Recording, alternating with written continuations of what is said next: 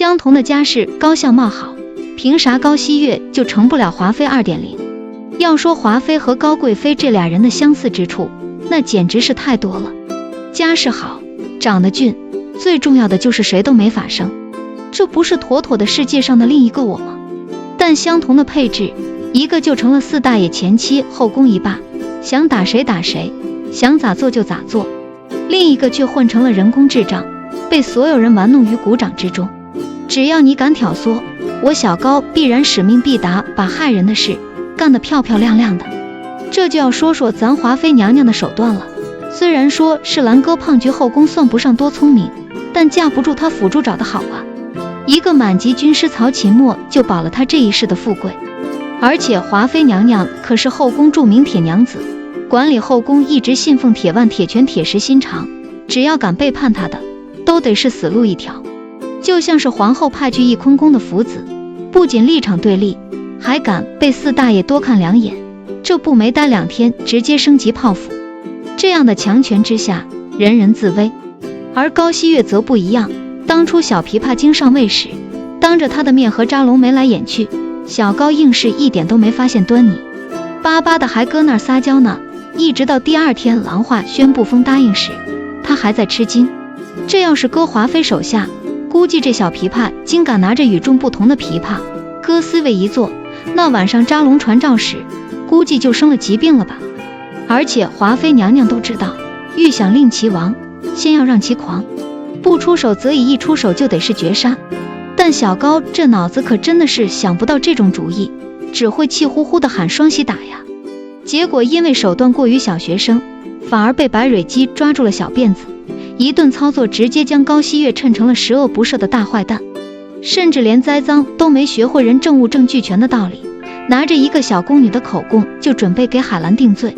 这不就拆明晃晃的告诉皇上，他想栽赃陷害吗？相比华妃娘娘，虽然她的木薯粉诽谤局同样的糟糕，但好歹没像小高那么拙劣呀。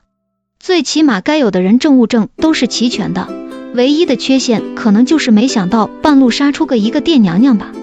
所以虽然俩人出身相似，但想要碰瓷咱凤仪万千的华妃娘娘，小高还是高攀了。他这个捉急的智商，估计只能和瓜六同类项合并了吧。《甄嬛传》原著剧情到底有多炸裂？四大爷居然被叶澜依阉了。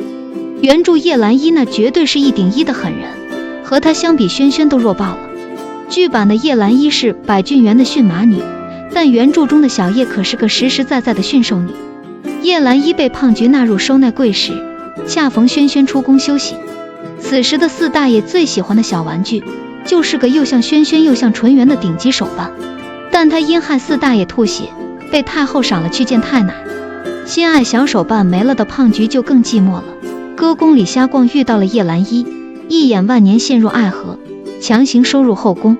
而进了宫的叶澜依也搁这里遇到了自己的情敌甄嬛。他与轩轩之间算得上是不打不相识，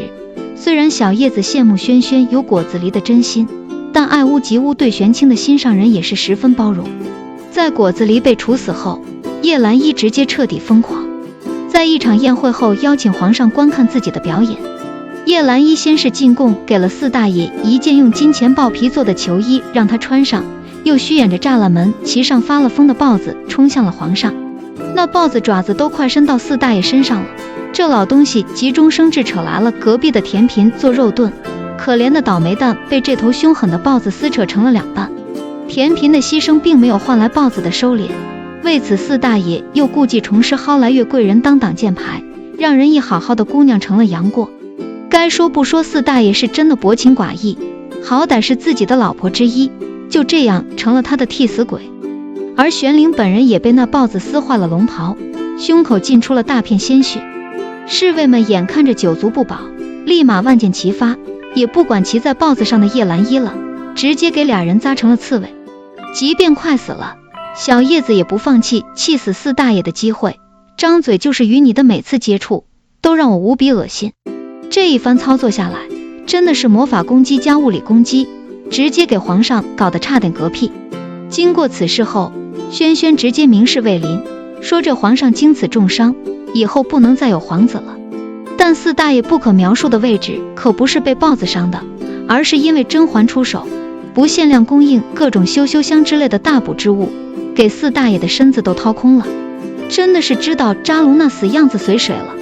轩轩那么讨厌如意，为啥最后还要劝扎龙别废后呢？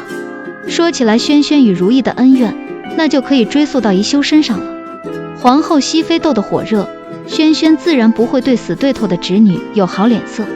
但说实在的，太后其实对如意本人的敌意并没有那么深，最主要的就是觉得她听了许多景仁宫的挑唆，还勾搭了自己的四蛋罢了。并且轩轩其实早就看清了，如意是个性格倔强的姑娘，这样的性子在紫禁城当中是讨不到好的。所以搁第1集开始，轩轩就提醒过扎龙了，让他撒手利人利己，别到时候自选烦恼。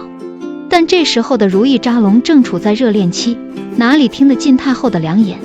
因此俩人还是一腔热血的选择对抗各种艰难险阻在一起。如意进宫后，随着接触的增多，轩轩开始发现原来她是个聪明的姑娘，进退得当，还对很孝顺。当初慈宁宫搬迁一事若非如意，也不会那么顺利。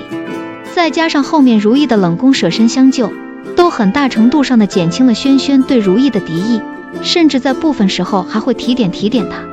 如意随着扎龙二下江南时，在花船上因为扎龙的过分行为大吵一架，断发决裂，这可是犯了满人的大忌讳。但轩轩清楚，虽然如意做得过火，但过错方其实是扎龙，毕竟他干的那些好事可是传的大街小巷无人不知，狠狠地损害了皇家体面。若是轩轩出手，做尼姑根本不可能，直接送水玲珑等人见太难。但这扎龙毕竟是一国之君，被自己的皇后如此下面子，这老脸当然是挂不住，恼羞成怒下直接就要废后伺候。轩轩是最清楚自己这儿子当初娶如意的决心的，所以也是怕他做出令自己后悔一生的事情。更何况当初含香见之事，太后还欠了如意一份人情，若非这件事，也许帝后矛盾也不会激化的那么严重。而且如意这个继后算得上尽职尽责，打理后宫，绵延龙嗣如意都做得很好，即便是家世不发达，但也算得上贵重。这民间你要休妻还得有个正经理由呢，这随随便便废后，对皇家体面也有损。因此轩轩不得不为了皇家与江山考虑啊。最重要的就是此时的扎龙后宫实在是找不出来当继后的苗子了，总不能扶个魏燕婉上位吧。